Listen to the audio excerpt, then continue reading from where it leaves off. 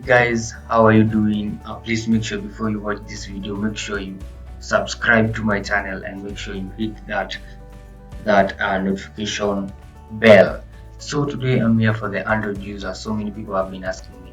They've been talking about CMD tutorials and Python scripts. So what about Android users? So if you want to get access to any network using your Android phone, all you need is just one application, which is called the Wi-Fi key.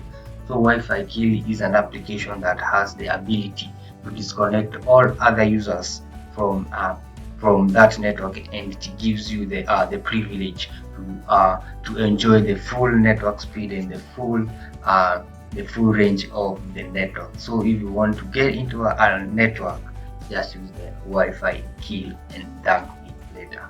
Thank you.